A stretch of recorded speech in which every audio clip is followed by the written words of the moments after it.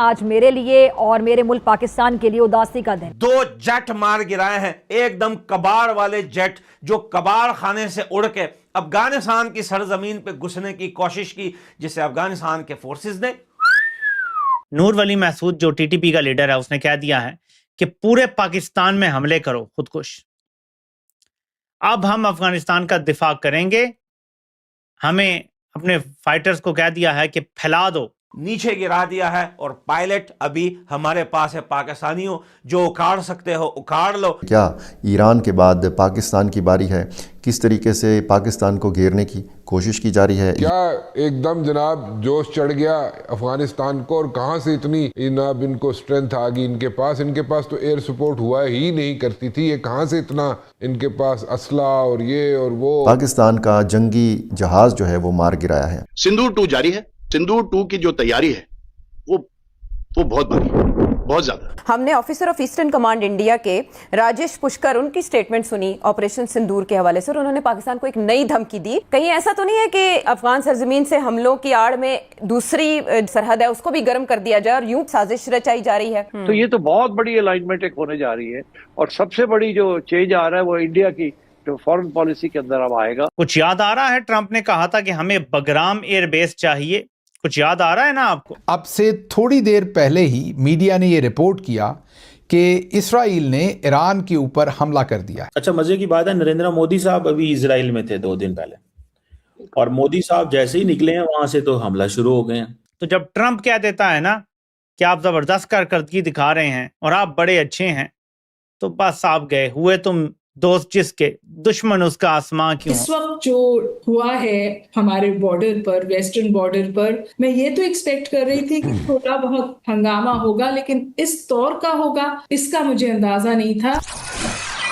Hello friend, जय Hind. Hindustan special news में आपका स्वागत है। दोस्तों, इसी बीच एक बड़ी खबर अफगानिस्तान से आई है। अफगानिस्तान मीडिया दावा कर रहा है कि अफगान फोर्सेज ने एक और पाकिस्तानी फाइटर जेट को मार गिराया है। अफगान मीडिया ने एक वीडियो भी सोशल मीडिया पर शेयर की है, जिसमें देखा जा सकता है कि अफगान फोर्सेज ने पाकिस्तानी पायलट को पकड़ लिया है। मतलब अब एक बात तो साफ है कि आने वाला समय पाकिस्तान के लिए बहुत खराब होने वाला है। और वहीं दूसरी तरफ इंडियन आर्मी ने एक बार फिर पाकिस्तान को सख्त चेतावनी दे डाली है। पाकिस्तान को साफ साफ बता दिया है कि ऑपरेशन सिंदूर अभी भी जारी है। सेकंड कॉर्पस के जीओसी और सेना commander lieutenant general Rajesh Pushkar ने कहा कि ऑपरेशन सिंदूर पार्ट तो जल्द ही शुरू होगा। हमारी सेना ने पाकिस्तान को सिर्फ एक छोटा सा नमूना दिया था। महज 4 दिनों के भीतर पाकिस्तान घुटने टेकने पर मजबूर हो गया था। उसने हमारे डीजीएमओ से संपर्क कर संघर्ष खत्म करने की गुहार लगाई थी। इस बार का ऑपरेशन पहले की तुलना में बड़ा और खतरनाक होगा। पाकिस्तान को उन्होंने साफ साफ लफ्जों में चेतावनी देते हुए कहा कि ऑपरेशन सिंदूर पार्ट तो जल्द ही शुरू होने वाला है। इस बार का ऑपरेशन पहले की तुलना में कहीं ज्यादा बड़ा और खतरनाक होगा। मुबारक हो, बहुत बहुत ज्यादा मुबारक हो आपको, मुबारक हो आपके अहले हयाल को, मुबारक हो, ढेर मुबारक शा दोस्तानों, ढेर ज्यादा मुबारक शा। अफगानिस्तान एयरफोर्स ने 2 जेट पाकिस्तान के गिरा दिए हैं सबूतों के साथ, जिसमें एक पायलट को जिंदा पकड़ा है। जी हां दोस्तों, निंगरहार और जलालाबाद में अफगानिस्तान एयरफोर्स ने अपनी पूरी ताकत लगाते हुए पाकिस्तान के 2 जेट मार गिराए हैं दोस्तों, जिसमें से एक पायलट को जिंदा पकड़ा है। कल पूरी रात आग लगी थी इस्लामाबाद के अंदर, हजारों ड्रोन भेजे गए अफगानिस्तान से इस्लामाबाद की तरफ, और इस्लामाबाद, आधा इस्लामाबाद जो है वो जल रहा था, जिसके नतीजे में पाकिस्तान की मीडिया ने शर्माते हुए ये न्यूज दी। कल रात की न्यूज से आप सर्च करें, हम एविडेंस के साथ आते हैं, हम सबूत के साथ बात करते हैं। रात को पाकिस्तान का ARY न्यूज ये बता रहा था कि मारगला के पहाड़ों में आग लग गई। वो आग तेज हवाओं से जो है वो इस्लामाबाद के शहर तक पहुंच गई, और ये आग इतनी बढ़ गई कि अब इस्लामाबाद के मेन शहर में आग लगी हुई है। लेकिन जब हमने चेक किया, वेदर हमने चेक किया इस्लामाबाद का, बिल्कुल नॉर्मल वेदर था, न कोई हवाएं चल रही थी, न कोई वहां पे तापमान इतना ज्यादा था कि आपको लगे कि यहां पर आग लग सकती है, और न मौसम अभी उतना गर्म हुआ है जिससे जंगलों में आग लगती है या पहाड़ों में आग लगे। ये आग न पहाड़ों की थी न जंगलों की थी, ये शेर अफगान तालिबान की आग थी। रात को आधा इस्लामाबाद जला दिया, इतने ड्रोन अटैक किए। प्राइम मिनिस्टर ऑफ पाकिस्तान के घर से 5 मीटर की दूरी पर स्ट्राइक किया है अफगानिस्तान के तालिबान ने, और 2.0 का स्कोर है रिमेंबर भाई 2.0 का स्कोर है।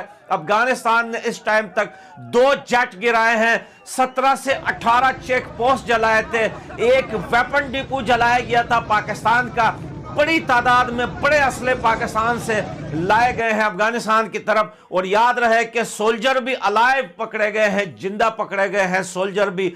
जो पहले रात को जो क्लैश हुआ था अफगानिस्तान और पाकिस्तान के बीच में, दोस्तों पाकिस्तान घुटनों पे आ चुका है। पाकिस्तान के एक बहुत बड़े ऑफिसर ने अपनी पूरी यूनिट के साथ कल रात की लेटेस्ट न्यूज दिखा रहा हूं। मेरे साइड में वीडियो शायद आगे पीछे चल जाए, लेकिन ये जो बातें आप लोगों को बता रहा हूं, सब के सबूत मेरे साइड में जो वीडियोस चल रही है, इन सब बातों के सबूत इसके साथ है। हम ख्वाजा आसिफ की तरह नहीं कि इंटरनेशनल ग्लोबल मीडिया पर बैठकर CNN को कहते हैं कि ये सारे सबूत सोशल मीडिया पे है।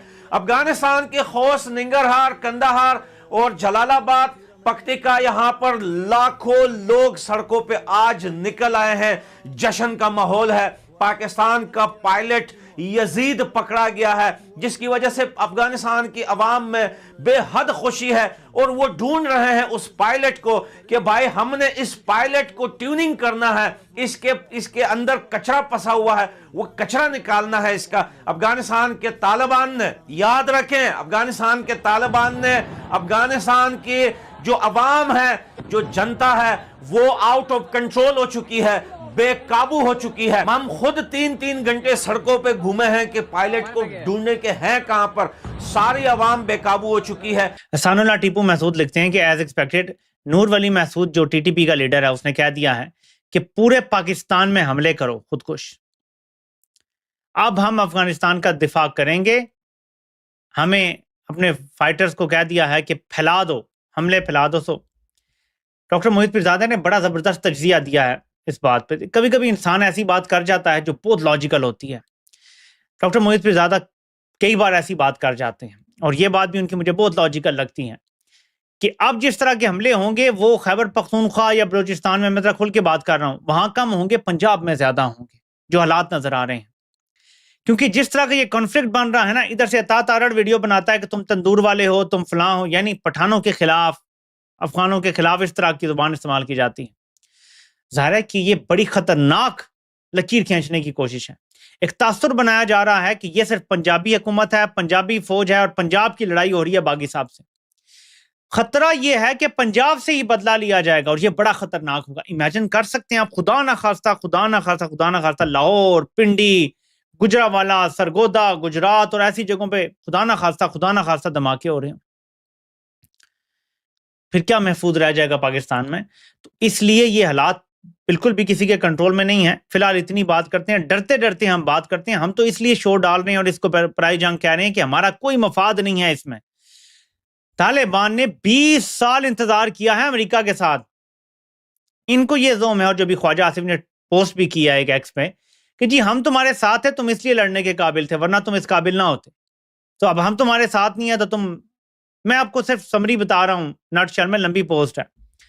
तो ये इनकी गलतफहमी है। इनको अंदाजा नहीं है कि जब इतना अरसा लोग पहाड़ों पे और जंगजुओं की तरह जिंदगी गुजारने के आदी हो जाएं तो वो बहुत कुछ कर सकते हैं। ऐसा नहीं है, अपने दुश्मन को वैसे भी कहते हैं कि हल्का नहीं लेना चाहिए। अच्छा, मजे की बात है, नरेंद्र मोदी साहब अभी इजराइल में थे 2 दिन पहले, और मोदी साहब जैसे ही निकले हैं वहां से तो हमला शुरू हो गए हैं। तो ये मोदी साहब के जो दोस्त हैं इजराइल में, मोदी साहब को उनको चाहिए था ना कि वो उनको चुप करवाते कि यार तुम वो तो हमारे दोस्त, और ईरान से भी इंडिया तेल लेना चाहता है, ईरान को भी इंडिया इस्तेमाल तो करना चाहता है, लेकिन इस्तेमाल इस तरह करना चाहता है कि सिर्फ अपनी मर्जी करना चाहता है। इस तरह का इस्तेमाल करना चाहता है कि सिर्फ मर्जी करना चाहता है। तो मुझे ऐसे लगता है कि कहीं ना कहीं पे ये एक रीजनल वॉर है, और ये ईरानी लीडरशिप ने कह दिया था कि ये इस दफ़ा रीजनल वॉर होगी। और यही वजह है कि अगर यूएस की नेवल बेस अल जुफैर बहरीन में अटैक हो जाए, अलार्म साइंस जो हैं वो कुवैत में बज रहे हों, एक्सप्लोजन्स अबू धाबी में हों, कतर की जो ऑफिशियल सोर्स है वो वहाँ वो कह रहे हैं कि हमने ईरान के मिसाइल जो पैट्रियट एयर डिफेंस सिस्टम है उसने इंटरसेप्ट किए हैं, और ईरान जो है उसने कहा है कि वो जितनी भी अमेरिकन बेसिस हैं, जिससे वो कहते हैं कि हमने 500 अमेरिकन मारने हैं, वो ये कह रहे हैं हमने 500 अमेरिकन मारने हैं, ठीक है जी। अच्छा, इजराइल के अंदर भी मिसाइल पहुंच गए हैं, और ये इट मीन्स कि ईरान ने जो मिसाइल इस्तेमाल किए हैं ये बड़े मिसाइल इस्तेमाल किए हैं, ये कोई छोटे मिसाइल नहीं है, ये कोई छोटे ड्रोन नहीं है जो वो हों इससे। और फिर ये देखें कहीं अब जहाँ जहाँ पे ये ईरानी मिसाइल पहुंच रहे हैं, तो ये भी वो बटन के ऊपर हाथ थे ईरानियों के भी, टू बी ऑनेस्ट, कि ये अगर ऐसे करेंगे तो फिर हम इधर चले जाएंगे। अब कितना को ईरान को नुकसान पहुंचाते हैं। देखें, ईरान की मसला ये है कि ईरान हैज़ ज़ीरो विजिबिलिटी, उसको पता ही नहीं है कि उसके आसमान में क्या हो रहा है। वो इजरायली जो जेट्स हैं वो ईरान के ऊपर घूमते हैं, उनको गिराने के उनके पास रिसोर्सेज नहीं है, तो वो उनकी डिफेंस सिस्टम को सारे के सारे को ऑलरेडी न्यूट्रलाइज करके बैठे हुए हैं, उनके डिफेंस सिस्टम को न्यूट्रलाइज करके बैठे हुए हैं, और वो समझते हैं कि ये इनके पास कोई चॉइस नहीं है। मुझे ये लगता है कि कहीं ना कहीं पे जो एनवायरनमेंट है वो इसी तरह का बनेगा